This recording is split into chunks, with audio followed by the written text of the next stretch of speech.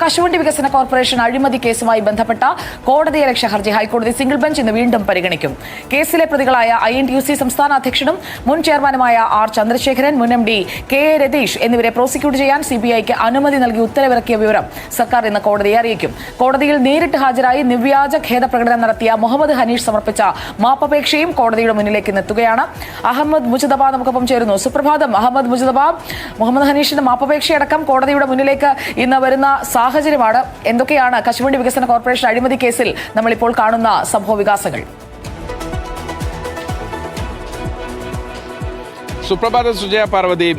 ഏറ്റവും പ്രധാനപ്പെട്ട ഒരു കാര്യം, 2020 മുതൽ CBI പ്രോസിക്യൂഷൻ അനുമതി കാത്തുകിടക്കുന്ന ഒരു കേസിൽ ഏറ്റവും ഒടുവിൽ UDF സർക്കാരിന് തന്നെ ഒരു INTUC നേതാവിനെ പ്രോസിക്യൂട്ട് ചെയ്യാൻ അനുമതി നൽകേണ്ടി വന്നു എന്നുള്ളതാണ്. കഴിഞ്ഞ 5 വർഷക്കാലം 3 or 4 തവണ ഇതുമായി ബന്ധപ്പെട്ട ഫയൽ സർക്കാരിന്റെ കയ്യിലേക്ക് എത്തിയിട്ടും അതുമായി ബന്ധപ്പെട്ട ഏതെങ്കിലും തരത്തിലൊരു നടപടി എടുത്തില്ല എന്ന് മാത്രമല്ല, ഒരു ഉദ്യോഗസ്ഥനെതിരെ കോടതിയലക്ഷ്യ നടപടി കടുപ്പിക്കാൻ വരെ കാരണമായ ഒരു കേസാണ്. എന്തായാലും INTUC സംസ്ഥാന അധ്യക്ഷനും കാഷ്യൂ കോർപ്പറേഷന്റെ മുൻ ചെയർമാൻ കൂടിയായിട്ടുള്ള R. ചന്ദ്രശേഖർ, ഒപ്പം തന്നെ അന്നത്തെ MD KA. രതീഷ്, ഈ രണ്ടുപേരും കോടിക്കണക്കിന് രൂപ ഈ ബോർഡിന് നഷ്ടമുണ്ടാക്കി.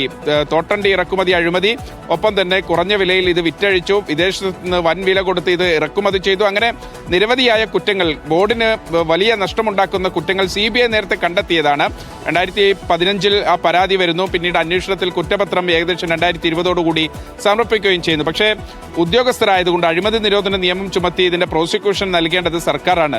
കോടതിയിൽ ആ കുറ്റങ്ങൾ തെളിയുകയും ചെയ്തിട്ടുണ്ട്. എന്തായാലും ഇന്നിപ്പോൾ കോടതിയിൽ സർക്കാർ അറിയിക്കാൻ പോകുന്നില്ല. രാത്രി വൈകിയാണ് ആ വിഷയം വരുന്നത്, ഉത്തരവിറങ്ങി എന്നുള്ളത്. എന്തായാലും ആ വിഷയം ഇന്നിപ്പോൾ കോടതിയിൽ അറിയിക്കും. കോടതി എന്ത് നിലപാട് സ്വീകരിക്കുമെന്നുള്ളതാണ് പ്രധാനം. അങ്ങനെയെങ്കിൽ ഈ രണ്ടുപേർക്കെതിരെയും അതിൽ പ്രോസിക്യൂഷൻ അനുമതി നൽകിയ സാഹചര്യത്തിൽ CBIക്ക് ആ കേസന്വേഷണവുമായി മുന്നോട്ട് പോകാം, അവരെ പ്രോസിക്യൂട്ട് ചെയ്യാം. എന്തായാലും അത്തരം നടപടിയിലേക്ക് പോകും. ഒപ്പം തന്നെ മുഹമ്മദ് ഹനീഷ് കഴിഞ്ഞ 3 തവണ ഞാൻ നേരത്തെ സൂചിപ്പിച്ചതുപോലെ ആ കേസിന്റെ ഈ പ്രോസിക്യൂഷൻ അനുമതി നൽകാത്തതുമായി ബന്ധപ്പെട്ടുള്ള ഹർജി, കോടതിയലക്ഷ്യ ഹർജിയുണ്ട്. അതിൽ പ്രതിക്കൂട്ടിലായി കോടതിയിൽ നേരിട്ട് ഹാജരായി മാപ്പപേക്ഷയും നൽകി. അതുമായി ബന്ധപ്പെട്ട കാര്യവും ഇന്ന് കോടതി പരിശോധിക്കും. രണ്ടു കൂട്ടർക്കും നിർണായകമാണ് സുജിയ.